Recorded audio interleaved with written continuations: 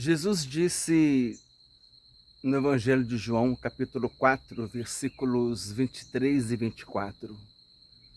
Ele disse assim: Mas vem a hora e já chegou em que os verdadeiros adoradores adorarão o Pai em espírito e em verdade. Porque são estes que o Pai procura para seus adoradores. Deus é espírito e importa que os seus adoradores o adorem em espírito e em verdade. E em Marcos, no Evangelho de Marcos, no capítulo 16, versículo 15, Jesus disse assim: Ide por todo o mundo e pregai o Evangelho a toda criatura. E em Mateus capítulo 28, versículo 19, Jesus disse: Ide, portanto, e fazei discípulos de todas as nações, batizando-os em nome do Pai, do Filho e do Espírito Santo. Baseado nesses dois textos, nós vemos que a nossa vida com Deus, ela se baseia em duas partes. Ela se baseia na adoração e no serviço. O nosso relacionamento com Deus, ele está baseado nessas duas partes. São duas faces do relacionamento com Deus. Primeiro a adoração, depois o serviço. Jesus disse que Deus nos chamou e Ele procura verdadeiros adoradores, adoradores que adorem a Deus em espírito e em verdade. Deus tem procurado adoradores, Deus tem procurado pessoas que procurem ter uma vida de relacionamento com Ele. Deus nos chamou para sermos adoradores, para termos uma vida com Ele. E eu entendo que essa parte do nosso relacionamento com Deus é a parte principal, porque a vida com Deus, a intimidade com Deus, é a parte principal, porque Deus está em primeiro lugar. Deus está em primeiro lugar, depois vem a obra de Deus. Primeiro tem um relacionamento com Deus, depois tem o serviço a Deus. Primeiro vem uma vida de louvor, de adoração, uma vida de busca, procurando conhecer a Deus cada vez mais. O profeta Oséias disse em Oséias capítulo 6, versículo 3, ele disse assim: Conheçamos e prossigamos em conhecer o Senhor. Conhecer a Deus não é uma experiência pontual, não é uma experiência única. Conhecer a Deus é um processo.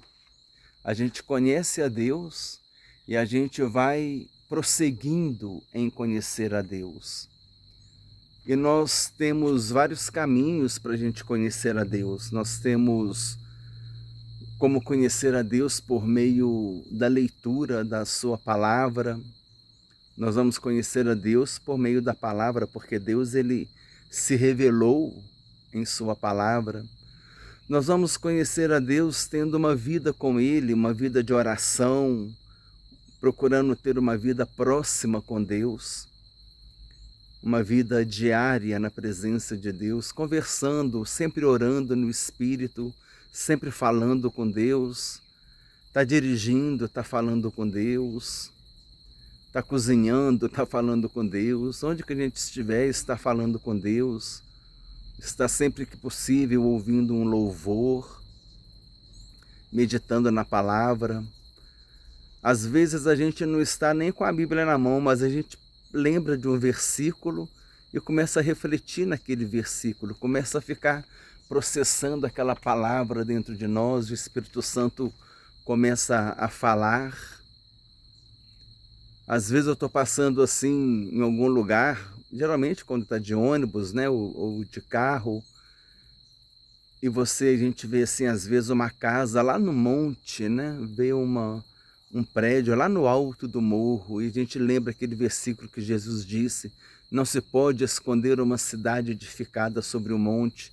Eu começo a ficar pensando sobre os segredos escondidos nessa palavra, que Jesus é o monte.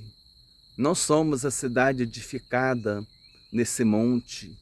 Assim como aquela cidade edificada no monte não pode ser escondida, assim também, quando nós estivermos em Jesus, nós não poderemos ser escondidos. Muito pelo contrário, Jesus disse: brilhe sobre vós, brilhe sobre o mundo a vossa luz, para que o Pai seja glorificado.